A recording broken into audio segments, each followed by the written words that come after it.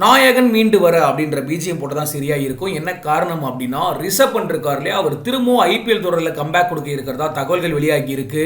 அத்தோட மட்டும் இல்ல, வந்தா ராஜாவா தான் வருவேன் அப்படின்ற மாதிரி திரும்பவும் டெல்லி கேபிட்டல்ஸோட கேப்டனாவே களமிறங்க இருப்பதாகவும் தகவல்கள் வெளியாகி இருக்கு. என்ன நடந்திருக்கு, ரிஷப் பண்டோட அப்டேட் என்ன அப்படின்றத பத்திலாம் டீடைல்டா பார்க்கலாம்.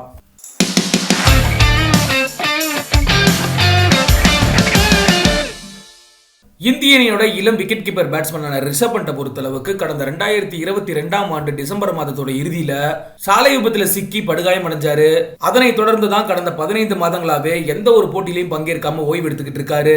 இதுல முக்கியமான விஷயம் என்ன அப்படின்னா, 2023 உலகக்கோப்பை தொடர்ல மிகவும் எதிர்பார்க்கப்பட்ட ஒரு வீரர் ரிஷப் பண்ட். ஆனா அவரோட காயத்தின் தன்மை அதிகமா இருந்த காரணத்தினால சொந்த மண்ணில் நடந்த 51 உலகக்கோப்பை தொடர்லையுமே ரிஷப் பண்டால பங்கேற்க முடியல.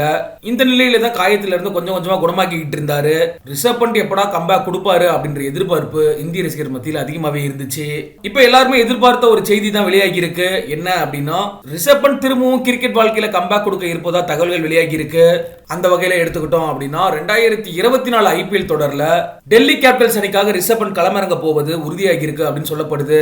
இப்ப ரிஷப் பண்ட பொறுத்த அளவுக்கு பெங்களூர்ல இருக்கக்கூடிய நேஷனல் கிரிக்கெட் அகாடமில அவரோட சிகிச்சையை எடுத்துக்கிட்டு பயிற்சி எடுத்துக்கிட்டு இருக்காரு. குறிப்பா பேட்டிங்ல கவனம் செலுத்திக்கிட்டு இருக்காரு அப்படின்ற தகவல் வெளியாகி இருக்கு. அந்த வகையில தான் ஆலூர்ல நடந்த பயிற்சி முகாம்ல கலந்துகிட்டு சிறப்பாவே பேட்டிங் பிராக்டிஸ் செஞ்சிருக்காரு.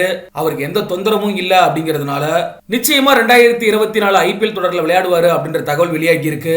முக்கியமான விஷயம் என்ன அப்படின்னா, முழு நேர பேட்ஸ்மேனா மட்டும்தான் விளையாடுவாரு அப்படின்னு சொல்லப்படுது.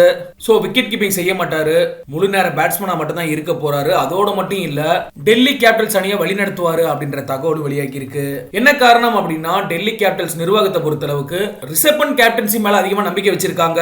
சோ டேவிட் வார்னரை நீக்கிட்டு பழையபடியே ரிஷப் பண்ட் கிட்ட கேப்டன்சியை கொடுக்க போறாங்க அப்படின்ற தகவலும் வெளியாகி இருக்கு. ஒருவேளை ஐபிஎல் தொடர்ல ரிஷப் பண்ட் பழைய மாதிரி சிறப்பா ஆடிட்டாரு அப்படின்னா, இந்த ஆண்டு வெஸ்ட் இண்டீஸ் மற்றும் அமெரிக்கா நாடுகளில் நடைபெற இருக்க T20 உலகக்கோப்பை தொடருக்கான இந்திய அணியிலையும் ரிஷப் பண்ட் தேர்வாவாரு அப்படிங்கிறதுல எந்த மாற்றமும் இல்ல.